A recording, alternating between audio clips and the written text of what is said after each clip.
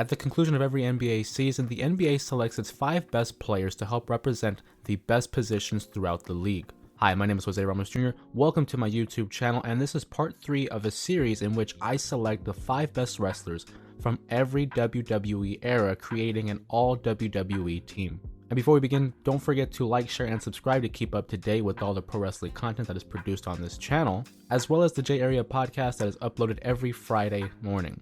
So without further ado, let's go ahead and jump right into the All-WWE Ruthless Aggression team. We really have now reached the point in wrestling where I grew up as a fan, and I become more cognizant and remember a lot of what occurred during this time and period. The Ruthless Aggression era ran from 2002 all the way to 2008 before we reached the PG era, which we will get to in another video. And one of the first names that comes to mind ruled the main event scene. He, along with other selections of this team, were around for the entirety of the era, which is something I looked into. I looked at the level of success, meaning championship wins, the significance of their presence, like their feuds, as well as the overall impact they had on pro wrestling and its fans. With the first selection in the All-WWE Ruthless Aggression team, I have Triple H making the team. Triple H won the World Championship 5 times in this time period, as well as the WWE title multiple times. He was a part of the lengthy Evolution storyline, as well as the revitalization of D-Generation X. He was in the main event of WrestleMania not once, not twice, not 3 times, multiple times over as the main event of WrestleMania 19, 20, 21, 22, and 25. Triple H would begin the era as one of the top tier heels, and towards the end of the era, he became one of the most beloved baby faces. Triple H's presence has been felt through multiple eras, but I feel like this was the one where he really found his own and was able to develop himself into the legend that we know him today. And speaking of legend, the second pick in the WWE Ruthless Aggression team was someone whose stock was rising, and at the beginning of 2002, he would introduce himself in a debut against Kurt Angle, referring to the reason why he believed he had the qualities to beat Kurt Angle, and that was Ruthless Aggression. Of course, I'm referring to John Cena, who would debut as this plucky upstart who had this ruthless aggression, and soon enough would evolve into the Doctor of Thugonomics, where he would rap to the ring wearing jerseys in tow. And this gimmick really is what attracted me to the story of John Cena, because I was a big fan of hip-hop, loved jerseys, loved basketball, loved sports. So to see him come out, and it was something different. We didn't see a lot of wrestlers come out and present themselves the way that he did, but he would develop a connection with the fans that would propel him to win the United States Championship in 2004, and soon enough in 2005 he would defeat JBL at the 2005 WrestleMania 21 event, and that would be the beginning of the huge run that John Cena would go on.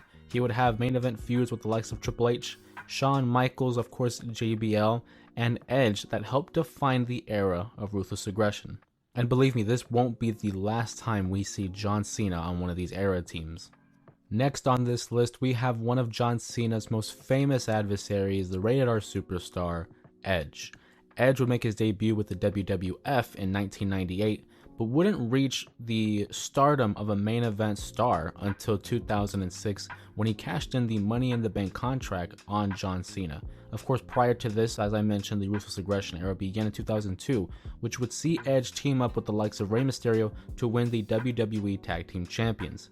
From there, he would suffer an injury that would take him out for the majority of 2003 and part of 2004, and he would win the Intercontinental Championship, feuding with Chris Jericho and Christian. Ultimately, because of another neck injury, that would sideline him for, again, part of the time of 2004. But in 2005, the revelation that became he, Matt Hardy, and Lita's love triangle really propelled him to be one of the top heels in recent memory. He would go on to defeat Matt Hardy and enter a program that would involve the Money in the Bank contract, and he would win it. And that would begin this slow yet deliberate rise to the top. He would become a multiple-time world champion, 7 times in fact for the World Heavyweight Championship, and a 4-time WWE champion, feuding with, again, like the likes of a John Cena, Jeff Hardy, Rey Mysterio. Edge was really one of those defining heels for this era. He was also known for his quality of character work and in-ring work, which always is a plus when making one of these teams. And when you want to talk about in-ring and character work, this next selection meets the criteria. Of course, Kurt Angle, who was someone I considered to put on the Attitude Era list, but because he was still relatively new and had yet to accomplish, I decided to keep him off as an honorable mention.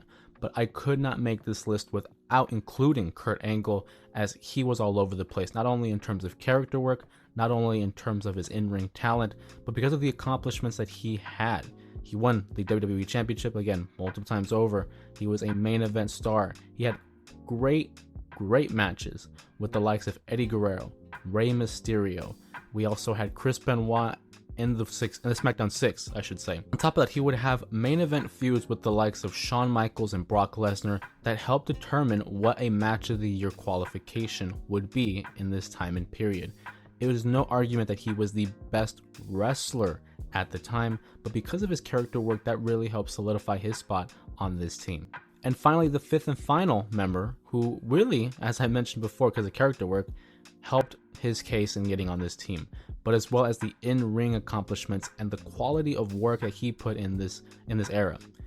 The Undertaker, who has made the list in the New Generation Era and the Attitude Era, makes his third straight All-WWE team, because this was the era where we really saw an increase, an improvement in terms of the in-ring work that he presented. We saw him go through his American Badass gimmick in the early 2000s, but then he would make a return to the Deadman gimmick in 2004, and he had a mixture of what was in the American Badass gimmick and this new gimmick. He would have a more realistic approach in terms of fighting and implemented MMA methods that would help alongside matches with Shawn Michaels, alongside matches with Kane, Edge, Kurt Angle, just to name a few. And again, this just very similar to Triple H. This was very much where we defined The Undertaker as one of the greatest of all time, to the point where he became practically the face of SmackDown for many of these years. He was the defining conscience. He was the leader of the locker room, and certainly one of the main stars that WWE had at its time.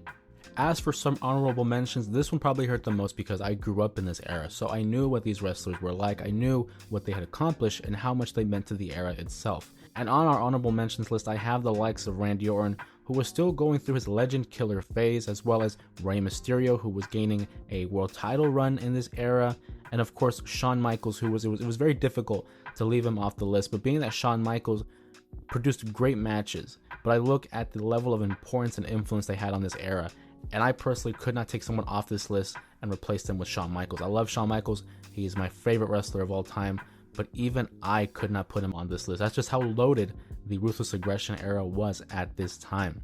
But again, as I mentioned, my list isn't the correct list. It's just my opinion. What do you guys feel about this rankings? Who would you leave and who would you keep on this WWE Ruthless Aggression era team? Go ahead and sound down below in the comments, and don't forget to like, share, and subscribe to keep up to date with the rest of these all WWE teams. With that being said, I will see you guys in the next video where we cover the WWE PG era running from 2008 to 2013.